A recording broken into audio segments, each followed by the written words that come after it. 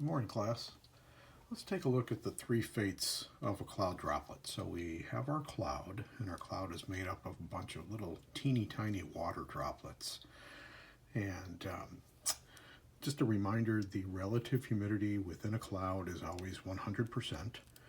And then below the cloud base, the relative humidity is going to be less than 100%. So unsaturated conditions below the cloud base, saturated conditions within the cloud.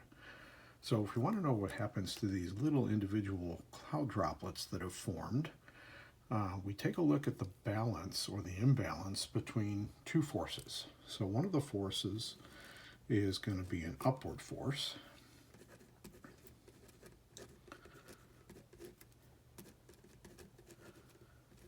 And that upward force is what we call the updraft.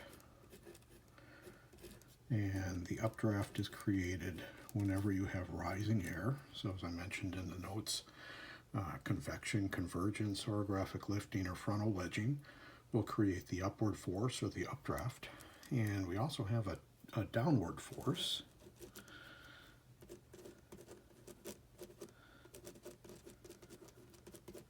And that downward force is eventually going to become the terminal velocity of the cloud droplet.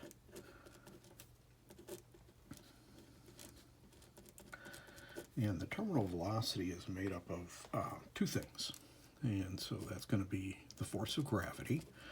So any object that has a mass, such as a cloud droplet, will be acted upon by gravity.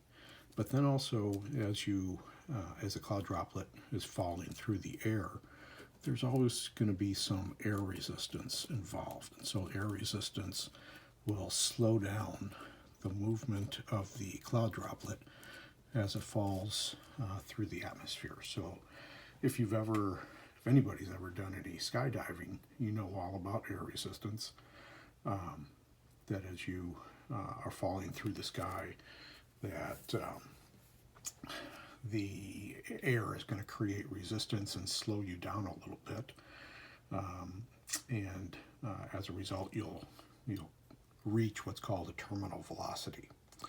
All right, so we've got our two forces here: upward force, downward force. Upward force created by the updraft, downward force created or becoming the terminal velocity. And so what's going to happen to these cloud droplets in the cloud is one of three things.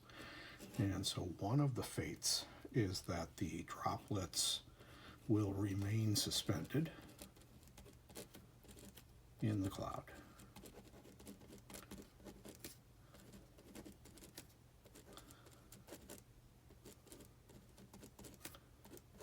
And droplets will remain suspended in the cloud if the updraft is greater than the downdraft or the terminal velocity.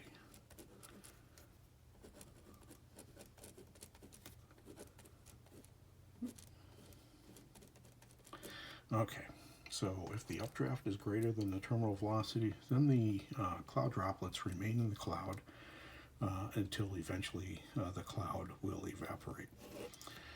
Okay, the second thing that can happen, a second fate of these droplets in the cloud, is that the droplets will vaporize.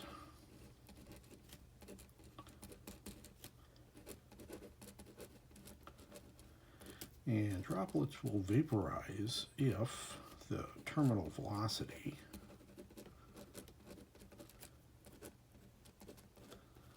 of the droplets is greater than the updraft. So if the terminal velocity is greater than the updrafts, then these droplets will fall below the cloud base into an unsaturated environment. And again, these cloud droplets are little teeny tiny things. And so in most cases, it would probably take 24 hours for this cloud droplet to eventually reach the Earth's surface. And that cloud droplet is going to evaporate well before 24 hours, probably within a matter of minutes, it's going to evaporate into the cloud base, into the air below the cloud base. Okay? So the second thing that can happen, second fate of a cloud droplet, is that the droplets can vaporize if the terminal velocity becomes greater than the updraft. The third fate that can happen to a cloud droplet is that the droplet can grow. Droplet can grow. And that cloud droplet can grow, if it can grow, to a size that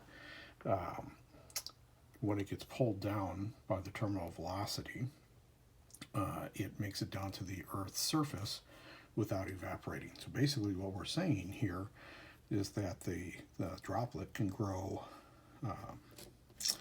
to a raindrop sized drop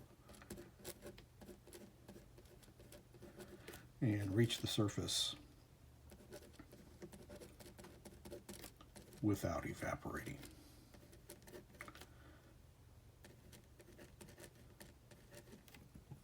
So there's two ways that can happen. One is one of the ways which a droplet can grow is through something called the collision coalescence process.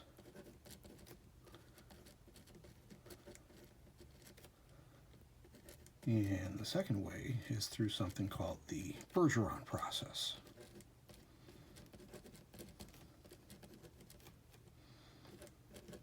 And we're going to take a look at those two processes separately, and I'll make a YouTube video regarding those processes individually.